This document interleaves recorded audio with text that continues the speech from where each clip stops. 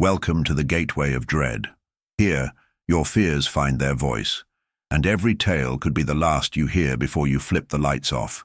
If this is your first visit, subscribe now and hit the bell, because some stories simply refuse to let you sleep. There are truths that time attempts to bury, yet the earth refuses to forget. Secrets whisper through the night winds, waiting for someone brave enough to listen and reveal them to the world. What you're about to uncover isn't merely a supernatural horror story. It's the account of an investigation that unearthed one of the darkest conspiracies in religious history. It's how voices silenced for over a century finally found someone willing to listen. As a journalist, I've always believed that our responsibility surpasses mere fact reporting. We must amplify the voices of the voiceless, illuminate the obscure corners of history, and unravel truth where institutional lies prevail. The revelations I stumbled upon in Blackridge redefined my understanding of the delicate boundary between the tangible and the ethereal, the possible and the impossible. Above all, they taught me that true justice often arrives in unexpected forms. Prepare yourself for a journey that will challenge your beliefs about religion, power, and the enduring nature of truth. Prepare to hear the voices that have echoed in silence for over 100 years. In the early hours of October 13th, 2023, Blackridge was awakened by the smell of smoke and the eerie howl of sirens slicing through the dead of night. The Church of St. Benedict, constructed in 1847 on what was once a native burial ground, was engulfed in flames that seemed to dance with a life of their own. The fire burned from the inside out, inexplicably sparing sacred sculptures, but the most unsettling discoveries were yet to come. When the fire finally died at dawn, it revealed something that made even the most seasoned firefighters step back in horror. At the untouched main altar sat an open book, its yellowed pages flickering without a breeze. Nobody dared to come close on that first day, but I couldn't shake that image from my mind. My name is Jack Thompson, and back then I was the only journalist around. When I first heard the reports, I thought it was just another small-town tale, spun with each retelling. 3 days after the blaze, I returned to the church alone. It was noon, but the ruins seemed to swallow the sunlight. The air was heavy, filled with something beyond smoke, and then I noticed them. Footprints, barefoot impressions in the ash, leading straight to the altar. Small footprints, those of children. This was impossible. The area had been secured for 3 days. Nobody else had entered. I followed the prints to the open book. Up close, I saw it was no ordinary book. The pages were made from some strange, almost translucent material, and the words, they seemed to shift before my eyes. It was a diary. The first entry was dated 1847, the year the church was built. Today we begin construction over the bones of the old. Father Michael insists it is divine will, yet workers talk of strange dreams, voices murmuring from below. 3 men have walked off the job already. My hands trembled as I turned the page. The next entry sent chills down my spine. Children in town have started vanishing, 6 in the past 2 months. Always at night, always without a trace.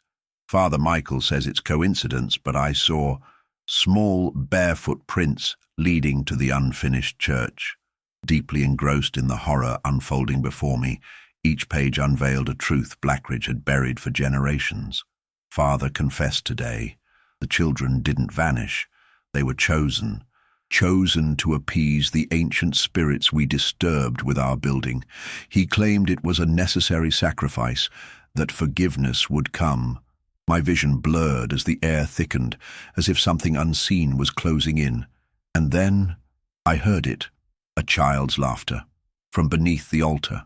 I dropped the book and ran. I ran as I had never run before, yet the laughter followed, echoing through the ruins, through the empty streets of Blackridge, inside my very mind. When I finally stopped, breathless, in front of my house, something made my heart falter. Small, wet, barefoot prints on my porch. That first night was just the beginning. What I uncovered in the days that followed, what I found deep within the church's forgotten cellars, forever altered my perception of what is possible in this world, because the children of 1847 never truly left, and now they wanted to come home. For 3 sleepless nights I couldn't shake the image of those wet prints on my porch, nor could I silence the laughter that lingered in my mind's corridors. But more than fear, my journalistic curiosity gnawed at me. I needed the complete truth, even if it meant my own destruction. Diving into city records, birth and death certificates, old police reports confirmed my deepest fears. 17 children disappeared from Blackridge between 1847 and 1849. 17. All aged 6 to 12, all during the church's final construction phase, yet officially only 3 had been recorded as missing. The others, erased, vanished from documents as if they had never existed. Then I found a hidden letter among old documents, Father Michael's confession. May God forgive me for what I have done. The old spirits demanded offerings, and I gave in to the darkness. Each child was taken to the cellars we built beneath the altar, where the native bones form a perfect circle. There they were, offered to the ancient guardians. But something went awry. The children did not find peace. Their spirits linger between our world and theirs, and now they cry out for vengeance. I hear them every night clawing at the cellar walls, whispering my name. The letter ended with the date, November 15th, 1849. The next day, Father Michael was found dead in his chamber, small handprints around his neck. I knew returning to the church was inevitable. I had to find the cellars described. But this time, I wouldn't go alone. I reached out to my friend Chris, an archaeologist with a passion for historical mysteries. When I explained my findings, he was silent for long seconds. "Jack," he finally replied, "are you sure you want to dig into this? Some things are buried for a reason." Yet curiosity won over fear. We arranged to meet at the church at 11 p.m. that night. Under a sky thick with clouds, we arrived at the ruins. Chris brought excavation gear and powerful flashlights, but still the darkness devoured our light. "Here," Chris pointed behind the altar, where the ash formed a circular pattern. "If there's a cellar, it's right here." We began to dig. The labor was grueling, but after an hour, Chris's shovel struck something hollow, a partially charred yet sturdy wooden trapdoor. As we lifted it, a rush of cold air, bringing an indescribable smell, both sweet and rancid, hit us. "Jesus," Chris muttered as he peered inside with his flashlight. A stone staircase descended into absolute darkness, decorated with symbols neither Christian nor native, something far older. We slowly descended. With each step, the air grew heavier, burdened with an energy that made our skin prickle. And then we reached the bottom of the stairs. The sight froze us in place. A circular chamber about 30 feet across. At its center, a perfect circle of small human bones, children's bones. Surrounding this circle, 17 small niches carved into the wall. In each niche lay remnants of 19th century children's clothes, dresses, trousers, little shoes, perfectly preserved, untouched by time. "Jack," Chris's voice wavered. "Look at this." He pointed to the circle's center where the book lay again, open to the same page, except now a fresh entry had been inscribed. "They have returned. You who read these words have awakened what should have slept forever. The children demand justice, and it will be taken." And then we heard it, whispers from every niche at once. Children's voices speaking in a language we couldn't recognize, yet understood all too clearly. They were angry. "We need to leave, now!" Chris shouted. But when we turned to the stairs, they were gone. The wall was solid, as if an entrance had never existed. Our flashlights flickered one by one, abandoning us to utter darkness. And within that darkness, we sensed their approach. Small, barefoot steps, surrounding us from all sides. The sound reverberated off stone walls, crafting a macabre symphony of vengeance. "We didn't hurt you," I cried into the darkness. "We're not the ones who did this." The answer was a collective laugh, twisted by near centuries of rage. Then a voice whispered close to my ear, "But you know, and now you can never forget." When I awoke, I was back in my bed, dawn's first light creeping through the window. For a moment I thought it was a terrible dream, until I saw Chris staring blankly at his hands from my bedside chair. "Chris?" How did we get here? He looked up, and what I saw in his eyes froze my blood. Pure terror mingled with understanding, the burden of knowing something that could never be forgotten. They let us come back, he spoke hoarsely, but it isn't over. And I saw them, on our palms, like ancient tattoos, tiny footprints, child-sized footprints. And at that moment someone softly knocked on the front door. 3 gentle taps, like those of children. The gentle knocking came again, this time more insistent. Chris and I exchanged glances. The marks on our palms seemed to throb, as if they had a life of their own. We felt the warmth emanating from them, a constant reminder of what we had uncovered. "We can't open it," Chris whispered. "Whatever's there, we can't let it in." But the knocking stopped. Instead, something far more unsettling began. Laughter echoed from inside our home. Slowly we turned. Seated on the living room couch like expected guests, there they were, 17 children, their faces pale as antique porcelain, their eyes void of whites, irises, or pupils. They wore the same garments we found in the niches, 19th century dresses and trousers, perfectly maintained. They murmured among themselves in a language blending Old English with something more primitive, their voices layered into a hypnotic, chilling harmony. The eldest, perhaps 12 years old, stood up. "You've seen our bones. You've seen where they made us sleep. Now you are part of our story. What do you want?" I managed to ask, my voice barely more than a whisper. In unison they replied, "We want the world to know. We want everyone to understand what the cleric did to us. We want our pain acknowledged." The eldest stepped closer. Her bare feet made no sound on the floor, as if she floated an inch above it. "You will tell our story, spread our truth, and with each person who listens, with each soul that learns of us, we grow stronger." "What if we refuse?" Chris dared to ask. The response was a laugh that made the windows rattle and the hair on our arms stand. "Refusal is not an option," she said, extending her small hand toward Chris. "You already bear our mark. You are already part of us." It was then that I realized the footprints on our palms were spreading. Dark streaks crept up our arms like living veins, pulsing with a life of their own. "Stop!" I shouted. "We'll tell! We'll spread your story!" The marks halted their advance, but stayed resolute. "Good," the girl smiled, revealing small, sharp teeth. "Then you understand. With each person who knows our truth, you free yourselves a little more from these marks. But remember, if you try to forget, if you attempt to hide what you know, the marks will consume you entirely, and you'll join us forever." And then they vanished, as if never there at all. Yet their scent lingered, that peculiar mix of sweetness and rot we'd smelled in the cellar. Chris and I sat in silence for long minutes, processing what had occurred. The marks on our arms were real, the threat undeniable. In the days following, we delved deeper into our research. We learned that the Church of St. Benedict was no isolated case. Throughout the rural landscapes of America, churches built in the 19th century on old burial grounds harbored similar stories.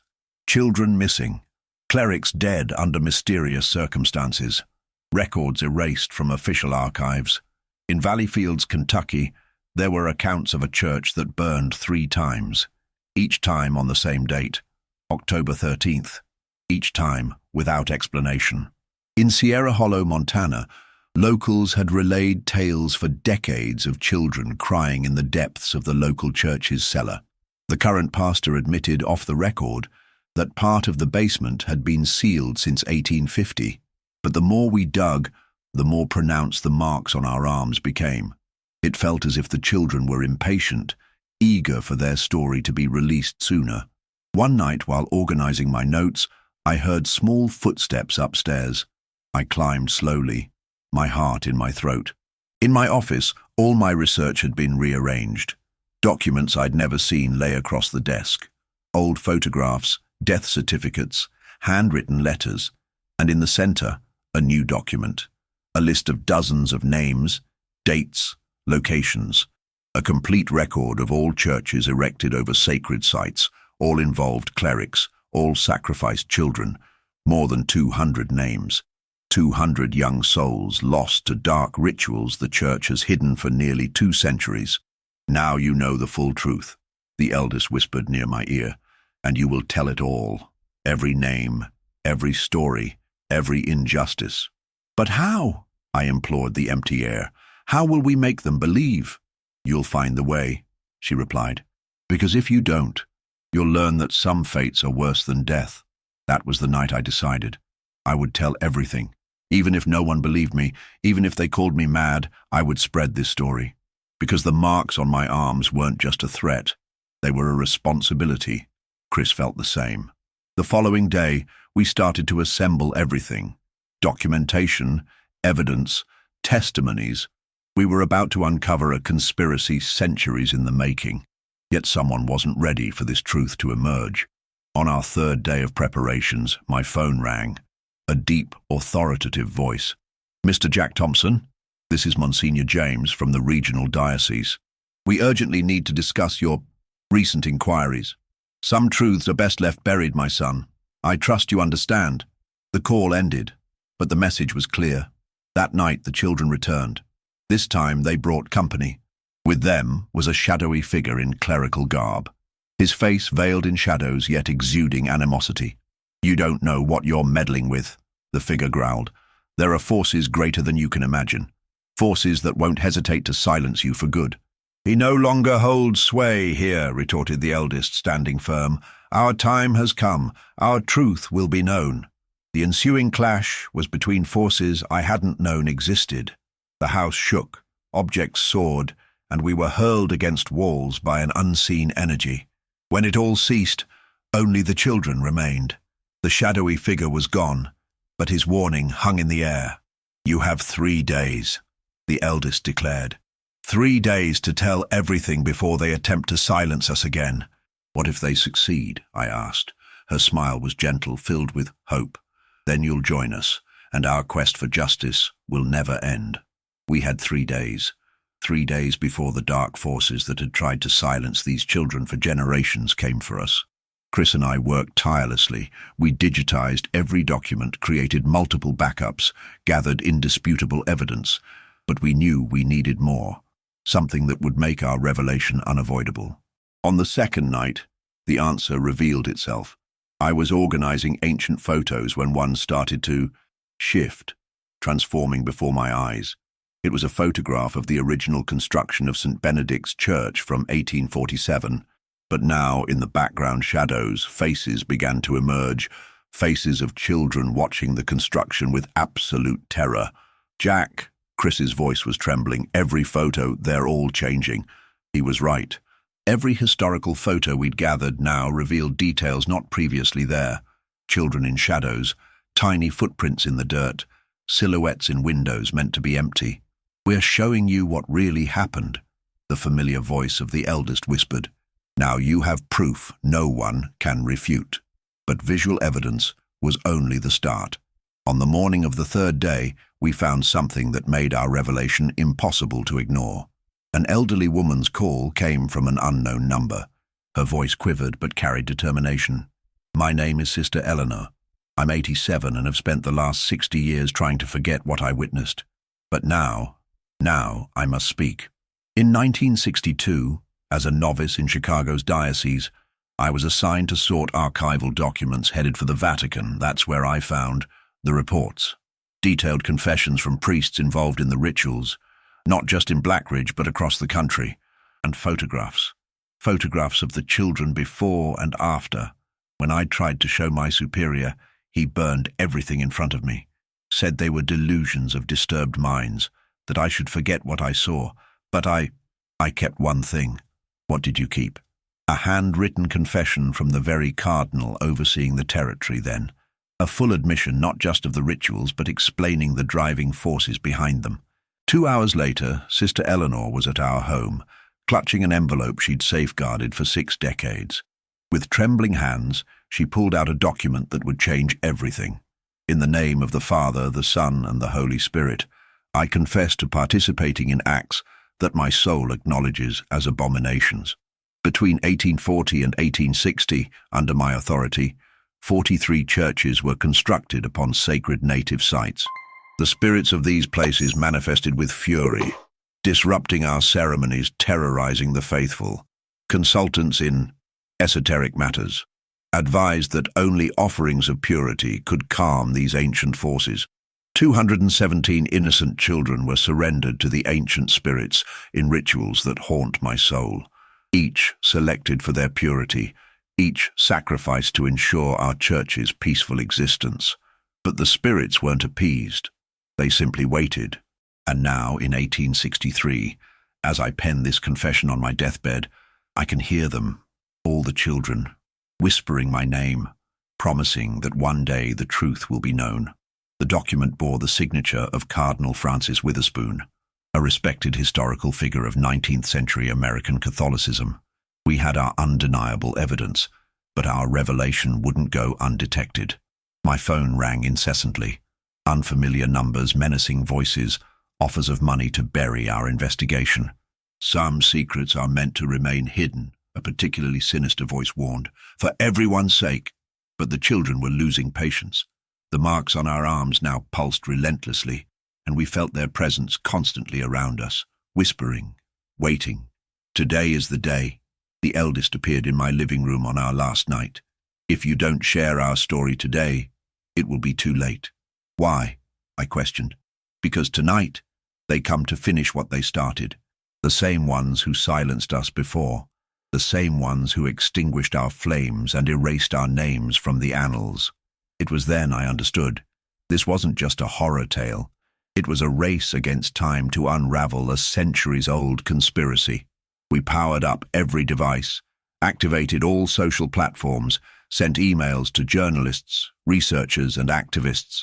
Our revelation would be unstoppable.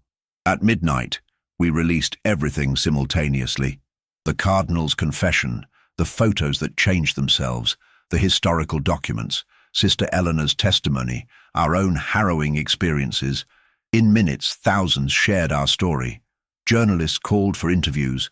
Researchers offered support. Families from across America recounted similar experiences. The truth spread faster than any force could contain. But then they came. Violent knocks on the door, authoritative voices demanding entry. Men dressed in black, bearing religious symbols but carrying an energy devoid of sanctity, yet it was too late for them. Now the world knows the eldest appeared between us and the door. Our story is being told, our pain recognized. The 17 children appeared all at once, forming a protective circle around us. But now they were different. The fury in their gaze was replaced with peace. You did what you promised, the eldest said. Our truth is free. And now, so are we. One by one, the children began to fade, but not in anguish, in relief. After nearly 2 centuries, they could rest. The marks on our arms vanished. The supernatural pressure that constantly surrounded us dissipated, and for the first time in weeks, we could breathe freely. The men in black were gone, their mission obsolete. The truth was out, beyond their control. In the ensuing months, our revelation ignited an international investigation. Dozens of other churches inspected, hidden documents unveiled. Families found answers to mysteries haunting their lineages for generations. The church was compelled to acknowledge the atrocities committed in faith's name, and memorials were erected to honor the children's silence for so long. But for Chris and me, the greatest reward came on a tranquil night, weeks after everything had concluded. I was at home, finally able to sleep soundly, when I heard that familiar voice one last time. "Thank you," the eldest whispered. "Thank you for speaking for us." Then silence. True, peaceful silence. The souls of the 217 children finally found rest. Their story was told, their truth unveiled, and their peace, at last, secured. If you've listened to our full story, you now carry it within you. The truth of the burned church's children lives on in everyone who learns their story, because some truths are too powerful to remain buried forever. When I embarked on this investigation, I thought I was chasing another local story of unexplained phenomena. What I found was a conspiracy spanning centuries, involving dozens of towns and hundreds of innocent lives. The children of the burned church taught us that truth has its own force, one that cannot be extinguished by flames, buried by authorities, or erased from official records. It waits patiently until it finds those willing to bring it to light. Our investigation revealed not only past horrors, but the power structures that continued to protect these secrets. It showed how respected institutions can harbor the deepest shadows, and how complicit silence perpetuates injustices for generations. But it also revealed something hopeful. Truth, once unleashed, possesses the power to heal century-old wounds. Families who spent generations searching for answers to disappearances finally found them. Communities that whispered legends of haunted churches discovered their suspicions were justified. And 217 children, silenced for nearly 2 centuries, finally had their voices heard.